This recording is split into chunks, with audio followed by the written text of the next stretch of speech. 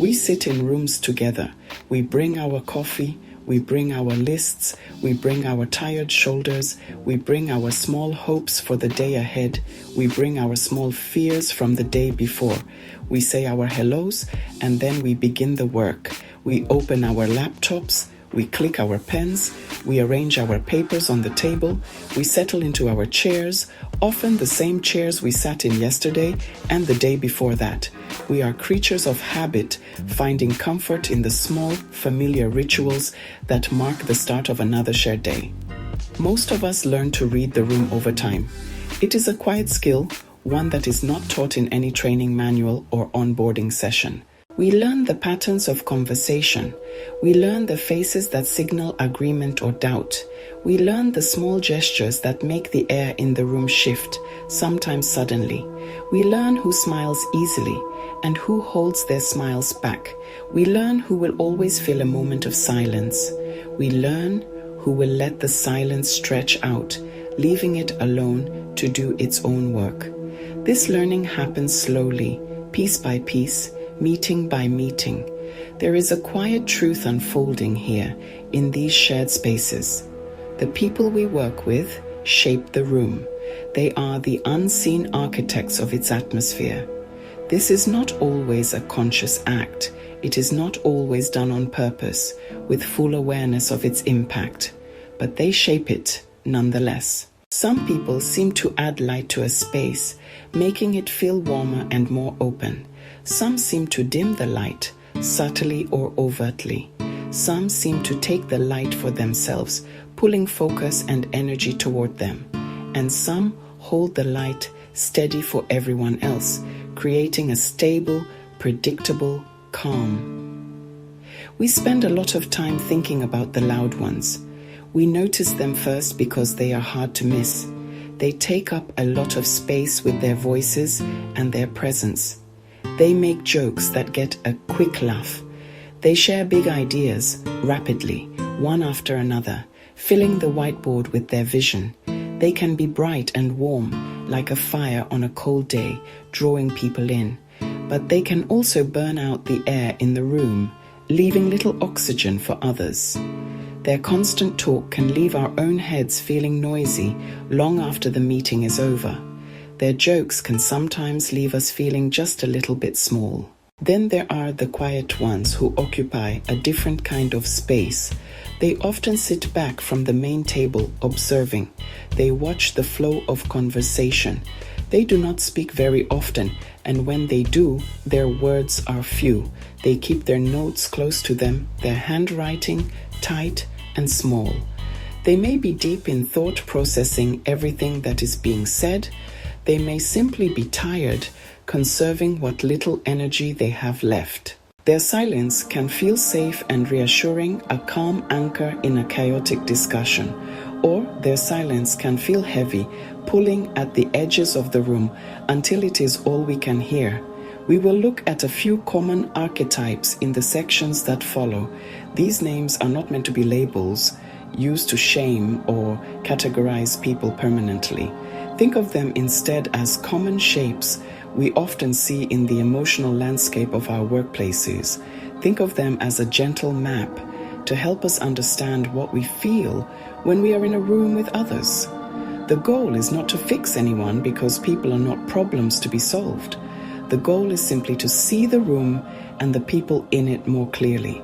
Seeing, even just a little more clearly, is a small and powerful kind of freedom. These shapes, these archetypes, are not static. A person is not one thing all the time. We move between these roles, sometimes within the same day, or even the same meeting. Loud and energetic in the morning, quiet and withdrawn by the afternoon. Needs a lot of support on one project, offering steady guidance on another. We are complex. We contain multitudes. Recognizing these shapes is about noticing the patterns, not about defining the person. It is about understanding the effect a behavior has on the shared air we all have to breathe. Let us start with a shape many of us will recognize. We can call this one the energy leech. They often arrive at a meeting or at your desk, looking drained before the conversation even begins. They might start with a heavy sigh. They tell very long, detailed stories about their hard days, about their difficult commutes, about their overwhelming workloads. They replay problems over and over, circling the same points of frustration without moving toward a resolution. They ask for help, and they genuinely need help. But the request can feel like a demand that pulls on your own limited resources. Being in their presence can make it hard to breathe. Their need is real and it is often valid, but their timing and their method of sharing can feel consuming. The air in the room can feel heavy and thick after they have spoken. You may find that you leave a conversation with them feeling more tired than you were before it started. You may feel as if you have been pulled into their sphere of worry, carrying a piece of their burden with you for the rest of the day.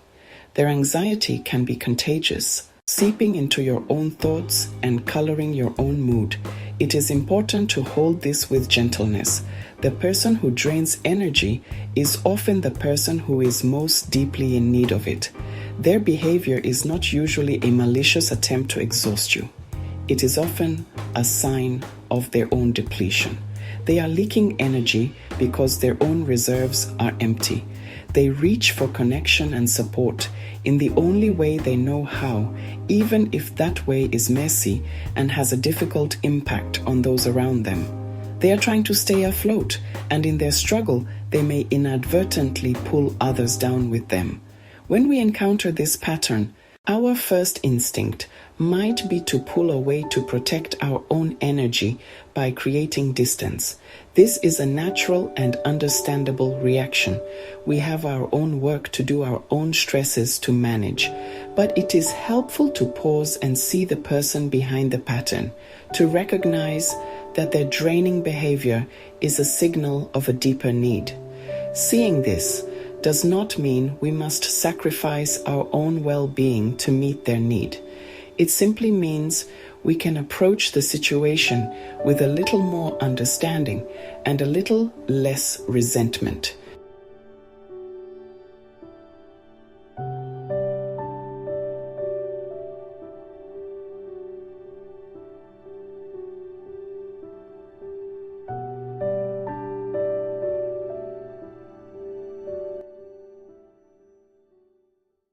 Next, consider the shape of the know-it-all. This person always seems to have the answers ready before the question is even fully formed. They correct small, insignificant facts, often loudly, with an air of finality. They finish other people's sentences and jump ahead to what they assume is the conclusion. In some ways, they make meetings feel efficient and fast-paced. They cut through ambiguity and drive toward a decision. They can be a source of valuable information and quick analysis that helps move work forward. However, their presence can also make people shrink. When one person always has the answer, others may stop trying to find their own. The group's collective curiosity can begin to wither. People may hide simple, honest questions because they fear looking foolish or being corrected. A culture of silence can grow. Team members choose to stay quiet rather than risk being shut down. The room can lose its sense of exploration and shared discovery. It becomes a stage for a single performer instead of a workshop for many collaborators. The know-it-all may not mean harm.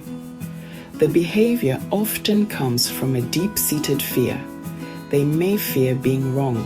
They may fear looking incompetent. They may crave certainty. Having the answer can be a form of armor, protecting them from the vulnerability of not knowing. Their need to be right can outweigh their ability to listen, because their sense of safety depends on being the expert. Our instinct might be to challenge them, to prove them wrong, or to withdraw.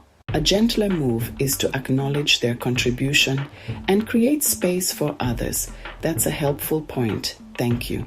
I'd also love to hear what others are thinking. It validates their knowledge and reminds everyone there's room for more than one voice. A small act of rebalancing the room's energy.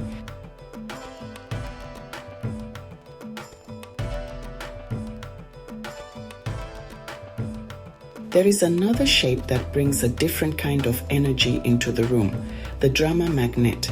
This person has a keen ability to notice conflict, even when it is very small. They can amplify minor frictions, turning a simple missed deadline, a misspoken word, into a much larger story. They might talk about who is allied with whom, or speculate on the hidden motives behind a simple decision. They may seem to thrive on the heat of emotion, finding excitement in the rising tension. The workplace can feel more interesting, more like a television show when there is a plot unfolding. For some, this is a way to feel seen and important. By being the one who knows the story, who has the inside scoop, they place themselves at the center of the action. The room can become tense when they are holding court. Emotions can grow much larger than the actual work at hand. Simple, task-focused conversations can get derailed into discussions about personalities and perceived slights. People may begin to take sides, and a sense of mistrust can permeate the team. Being around a drama magnet can be deeply exhausting. It requires constant emotional navigation. This behavior, too, often comes from a place of need. It can be a strategy for connection, albeit a dysfunctional one. Sharing gossip, talking about conflict, can create a sense of intimacy and bonding between people.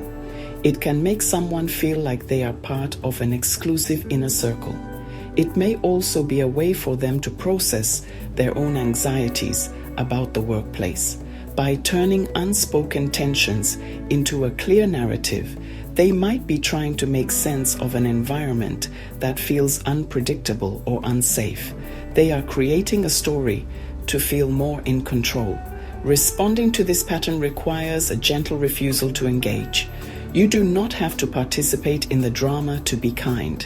When the conversation turns toward conflict or gossip, you can gently redirect it back to the work.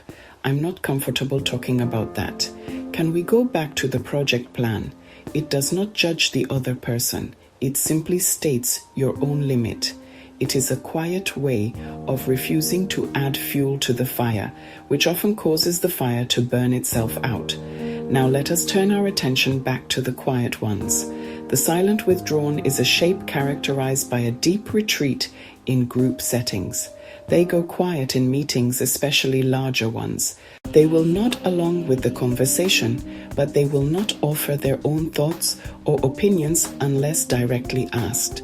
They often avoid direct eye contact, focusing instead on their notepad, their laptop screen. Their silence is a form of retreat, a pulling back from the center of the room into a safer, more private space.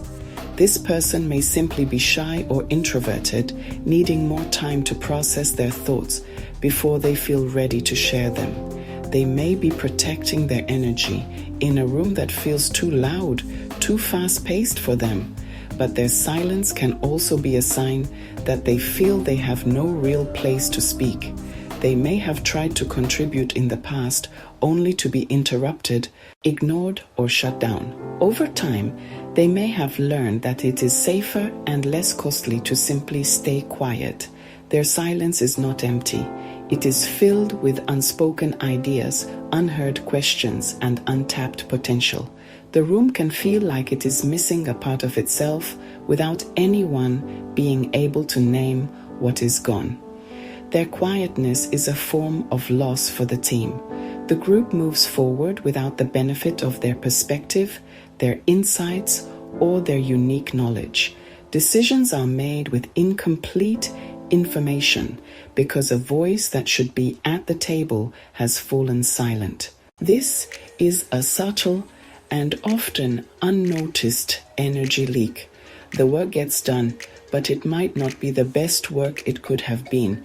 The team functions, but it is not as whole or as strong as it could be.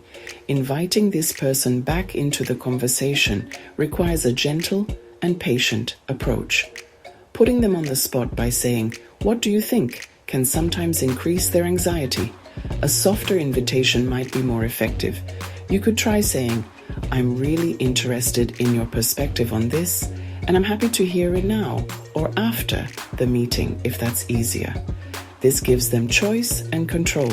It signals that their voice is valued without demanding that they perform on command. It is a small gesture that can make the room feel a little safer for them to step back into. Consider the shape of the micromanager. This is a pattern many of us have experienced. As the manager or the one being managed, they hover. They check in on small incremental steps with great frequency. They send frequent emails and messages asking for updates. Their intention is often to keep things on track and to ensure everything is done safely and correctly. They have a deep-seated fear of mistakes, a fear of things going wrong, a fear of dropping a ball which they feel responsible for catching. Their care can often feel like control. People working with them can feel constantly watched and as if they are not trusted to do their jobs independently. The room may tighten under their watchful gaze. The team may tighten under their watchful gaze. A sense of caution can take over. People may stop offering new or creative ideas because they are afraid of taking a risk that might lead to a mistake. They choose the safety of the prescribed path over the potential bloom of innovation. The work gets done, but it may lack spirit and originality. This behavior is almost always driven by anxiety. The micromanager is not trying to be difficult. They're trying to manage their own fear. They may have been burned by a big mistake in the past, their own or someone else's. They may have been in a situation where they were not supported when something failed and the consequences were severe. Their fear of that happening again drives their need for constant oversight. They are trying to protect the team, the project, and themselves. To work with this pattern, it helps to build trust through proactive communication. Instead of waiting for them to ask for an update, provide one before they have the chance. A simple message, just letting you know I've completed step 1 and I'm now moving on to step 2. Everything is on track. That can soothe their anxiety. It shows you are reliable and in control of your work. This is not about giving in to their behavior, but about meeting their underlying need for reassurance, which over time can help them loosen their grip. There is also the over-optimist. This person sees the bright side of every situation, always. They cheer away worry with phrases like, "Don't worry, it will all be fine. Let's just stay positive." They smile in the face of significant risks and dismiss legitimate concerns with a wave of their hand. Their joy can be real, and their positive energy can be a welcome relief at times. They can lift the mood of a room and inspire hope when the team is feeling discouraged. Their ability to focus on the good can be a genuine asset. However, this relentless optimism can also shut down honest and necessary conversations. People who are feeling worried, anxious, or skeptical may feel that their concerns are being dismissed. They may feel unheard or even judged for not being positive enough. The room can begin to feel unsafe for serious critical talk. When someone raises a valid risk, the over-optimist's response can feel like a form of denial, a refusal to look at the whole picture. This is sometimes called toxic positivity, where good vibes are used to silence difficult emotions. This pattern can also be a defense mechanism. For some, staying positive is a way to manage their own anxiety. Acknowledging a problem or a serious risk might feel too overwhelming, so they shield themselves with a protective layer of optimism. They are not trying to invalidate others' feelings. They are trying to regulate their own. By insisting that everything will be fine, they are trying to convince themselves as much as they are trying to convince everyone else. It is a strategy for feeling safe in the face of uncertainty. A gentle way to respond is to validate their optimism while also holding space for the concern. You might say, I appreciate your positive outlook, and I hope you're right. I also think it's important for us to have a plan in case this particular risk does materialize. Can we talk about that for a few minutes? This approach does not create a conflict between optimism and realism. It suggests that both can exist at the same time. It allows the team to be hopeful while also being prepared, which is a much more resilient and sustainable way to work.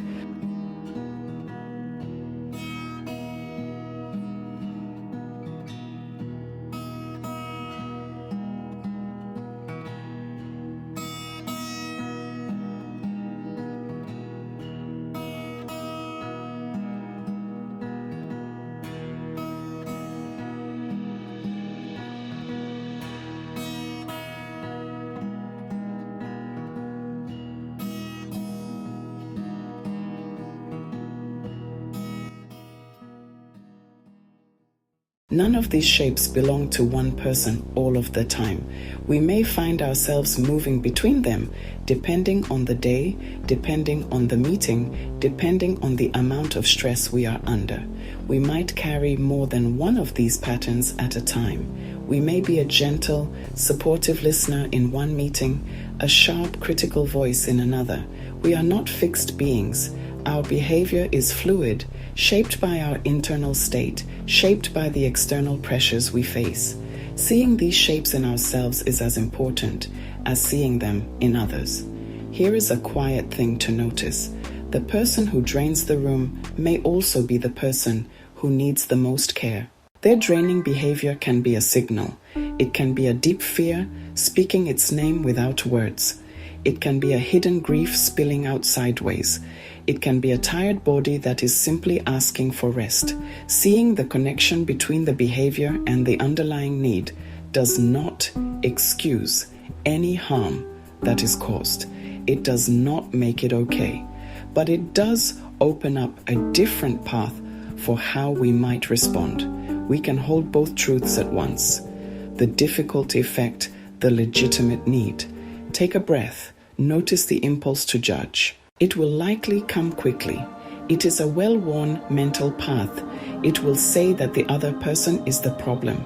It will say that if they would just change, everything would be better. That is a common and simple thought. It is an easy story to tell ourselves because it places the responsibility for change entirely on someone else.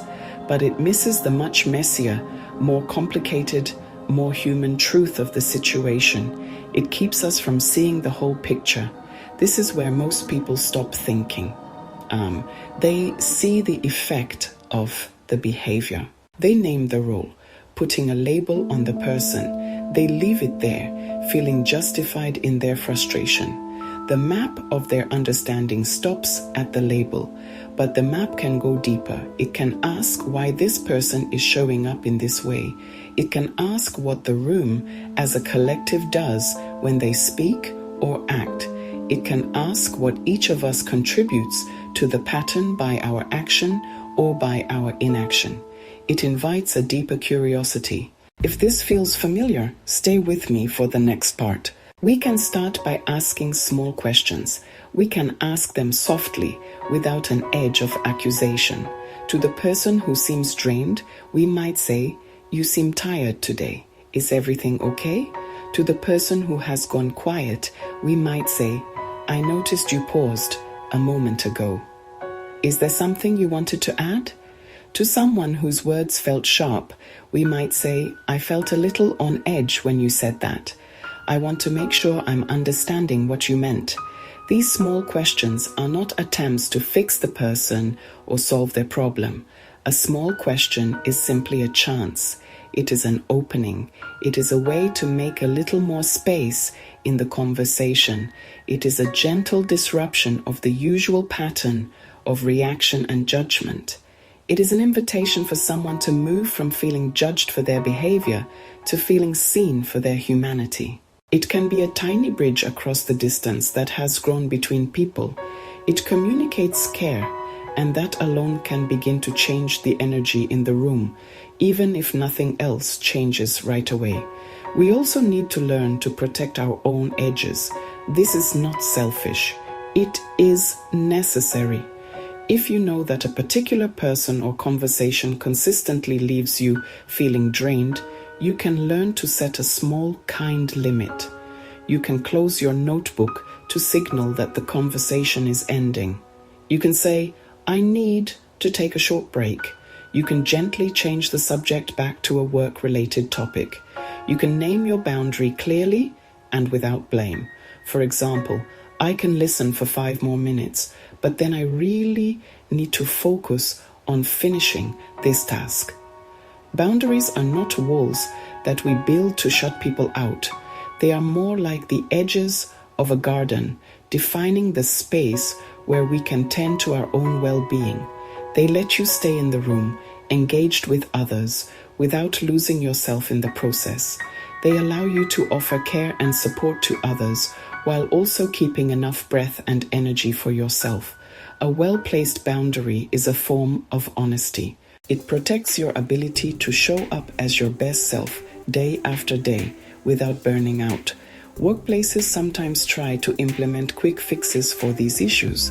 They might put strict rules in place for meetings, like limiting how long each person can speak, or instituting a round robin where everyone takes a turn. These structural moves can sometimes rebalance a conversation, but they can also feel cold and impersonal. A rule does not warm a person who is hurting. A timer does not heal the anxiety that makes someone dominate a conversation. These are surface-level solutions to deeper problems. The gentler, more profound work is to tend to the air of the room itself. It is slow, patient work, making the room safe enough for people to be small and vulnerable, making the room safe enough for people to be loud and passionate, learning to hold both realities at once, expecting both kindness and effort from ourselves and from each other. Leaders model this. A leader can pause. They can name feelings without judgment. They can say, "I'm noticing a lot of worry in the room right now. Let's take a minute." But leaders are not the only keepers of the room's atmosphere. Each person who enters shares that responsibility. A desk neighbor offers a cup of tea to a stressed colleague. A teammate says, "That sounds really hard. Do you want some help?" Small acts of care and connection add up over time. They can change the shape of a long, difficult day. A pattern of these acts can change team culture. When meetings end, we rarely talk about the shape of the room. We talk about tasks, next steps, deadlines. We forget to talk about how we felt with each other. That silence is heavy. It lets unhealthy patterns continue unnoticed. It becomes a habit. You might begin to break that habit today with one small private question. Who drained the room for you in the last week? What did it feel like? What would have helped you in that moment? I'll leave you with a question that stays. It's not a neat ending. It's a small open door. What would change in your day if the room around you felt a little safer to be yourself? If this stayed with you, there's another reflection on this channel that continues the conversation.